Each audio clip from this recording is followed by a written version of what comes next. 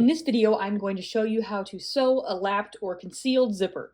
I'm doing this on a little sample for a fundamental sewing class at Kent State University.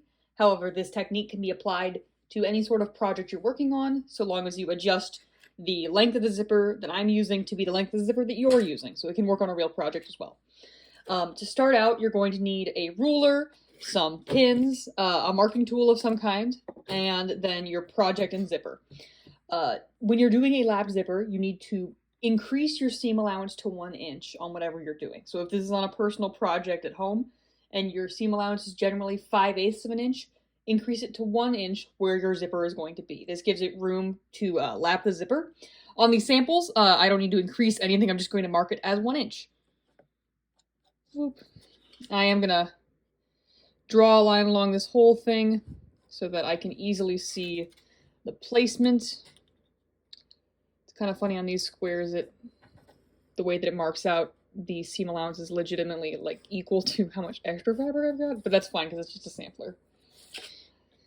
They're just funny and skinny is all. Huh, well this pen is kind of strange, I'm not gonna lie. It's one of those water-soluble quilting marking pens. I got it for 70 cents, and I think it's worth about 70 cents to me right now. It's it's kind of like marking with one of those twisty crayons. Like, exactly like that. Picture 3rd grade, you get a twisty crayon, that's what I'm using. But you can use a pen or a pencil or anything else. Okay, so I've got these marked. Now I'm going to take my zipper, and what I'm going to do is actually, I'm going to lay it out, figure out exactly how long it is, and I'm going to mark a start and stop point on my fabric. If you're doing this for my class, the pieces are cut to be the same size as your zipper, so all you need to do is mark where this end stop is, and also where your zipper pull is, which will likely be close to the top and the bottom, with a little bit of extra space. Okay, there's that, and there's that one. Okay, and now I'm going to take this over to my sewing machine, and I'm going to stitch up the itty-bitty bit that's beneath my zipper. Over at my sewing machine, I'm going to stitch up onto the bottom of where my zipper will be placed. For me, that is, I kid you not, a 1/2 inch. On a real project, that will be the full length of your seam minus where you want the zipper to hit. So if it's a skirt, it's the rest of that side seam. If it's going in the back of a dress or a skirt or something, it's that whole back seam, stopping at wherever your zipper will need to be inserted so that it lines up with the top. For these little samples, this is all that there is that's not zipper space. We're not sewing up at the top, we're just doing the bottom. So now I'm ready to head back over to my iron. Okay, over at my iron, I've got my stitched up piece, or garment. I've got the seam stitched up. So now I'm going to press open my seam allowance. This is where things get a little weird if you're doing a lap zipper, because we need to press the seam allowance to 2 different measurements. So the right side, when it's laying flat, with the seam open, so this side, the right side, we're going to press to 1 inch. So just the same place we marked it as, that's where we're going to press it at. If you have got one of those handy-dandy Dritz seam allowance markers, or I'm sure they make other brands of it, this would be a great place to use it. I am going to just show you how to do it without one, because I know that's not the most common tool to own. So I am pressing along this marked line.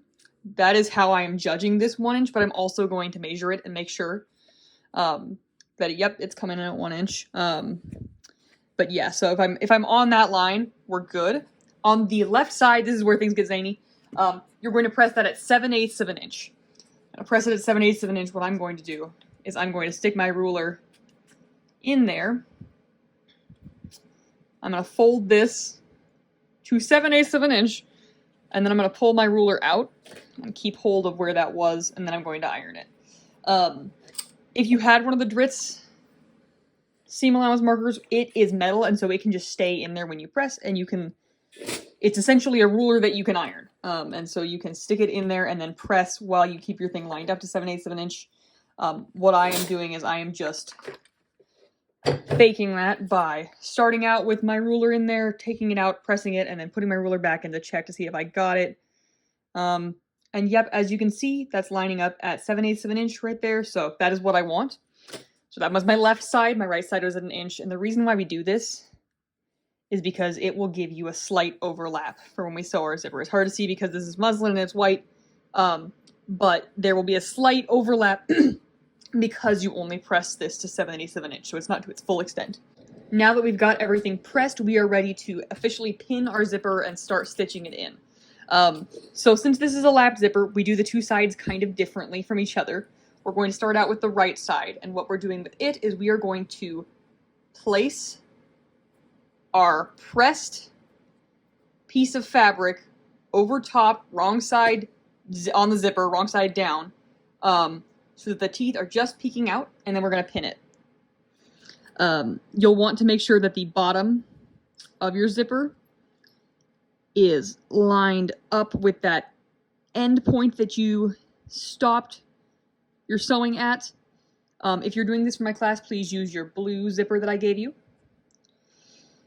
It's not like it works better with a blue zipper, but it makes grading easier for me. And so now I'm just going through and I'm just going to pin this down next to, right up as close to the teeth as I can get, but I'm not going over the top, because if you stitch over top of your teeth, it will not zip anymore. The zipper will get stuck, and you will shake your fists at the sky and wish if only your zipper could open and close, but it can't, because if you sew over top of it, the thread gets in the way. Okay, dokie. Now once I've got this side pinned, we're going to stitch this one side at a time. So once I've got this pinned, I am going to head over to the machine and we're going to edge stitch it down. Over at my sewing machine, I have switched out my regular presser foot to be my zipper foot, which is the narrow one with the two little gaps on each side, and I've also turned my needle position to be to the rightmost position so that I can stitch really close to these zipper teeth, which is why we have a zipper foot to begin with.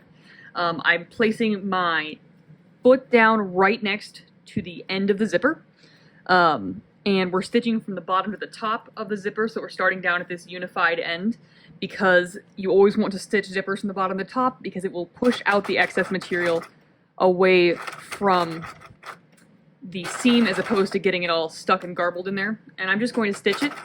I am edge stitching this, so I'm getting as close to the edge of the muslin as I can. I'm being careful not to go over the zipper, like I said, because then your zipper won't work. And once I reach this stop here, you'll be like, oh no, there's a big old bump and it's gonna stop my needle from going. All I'm going to do is I'm making sure my needle is down in the thread, my foot is lifted, and then I'm going to pull the zipper back, and now it's out of the way. Since we've already stitched this part, it does not matter that it's back there. And then I'm gonna put my foot down and keep stitching.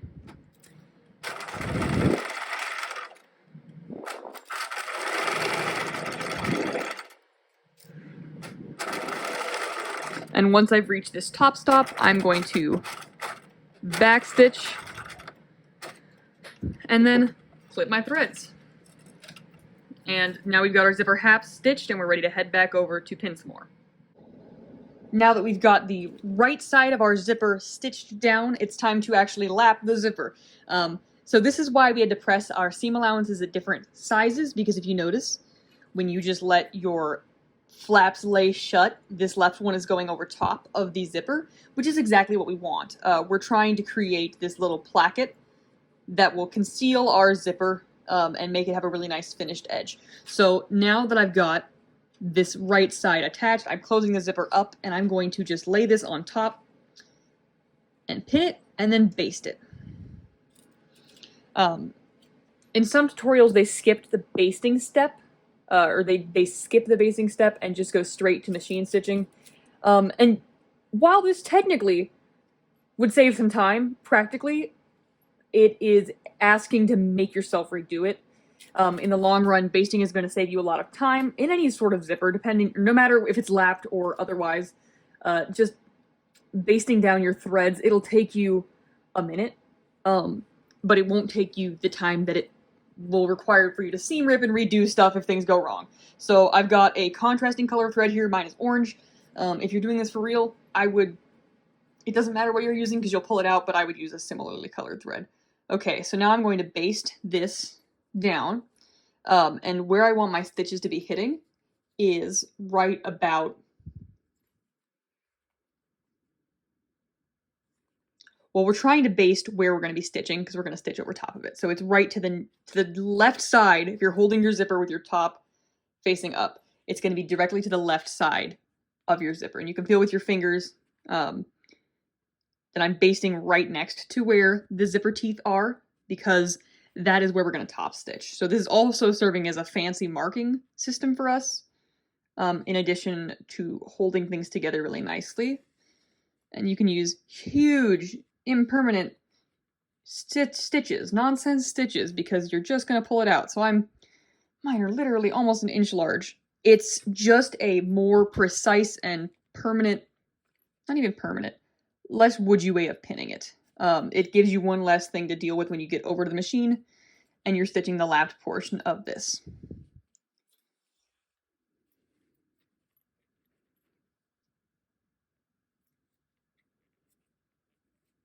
Okie dokie. And now that I've reached the end, I'm just going to do like a single knot tie off, because like I said, I'm pulling this out as soon as I'm done stitching. So now I'm ready to head over to my machine and officially finish this lap zipper. Now that I'm back over at my machine, before stitching, I'm going to want to take my needle and switch it to the left position, however your machine does that, because we are still going to be stitching from the bottom to the top, as always, and we want to make sure that the needle is close to the teeth of the zipper, otherwise there's no point in using a zipper foot. I'm going to start perpendicular to my seam. I'm going to stitch across the end just below where the zipper stop is, coming out to that point where my basting marks my stitch line. I'm going to pivot, and then I'm going to stitch. And man, does this want to get bunched up. And I'm just stitching along. Okay, that's the problem. My back thread was getting caught in my machine of pulling things, but it is a temporary issue and not permanent. But anyway, I'm going to stitch along my marked basting line, and you'll notice that it's holding it all really well together. When I get up to close to my zipper pull, I'm putting my needle down into the fabric, lifting the foot up, unzipping it, putting it back down, and then I'm going to finish zipping up my lap zipper. Stitching on my lap zipper. I'll zip it in a second. Okay, and back stitch at the end, and then cut your threads off, and lo and behold, we've got a finished lap zipper here. So you'll notice this fun little placket piece covers up your zipper, concealing it beautifully, and making it a really nice finish on a skirt, a dress, or a tiny muslin sample that your teacher's making you make. So, thank you for following along for my lap zipper tutorial, and I hope this is useful to you.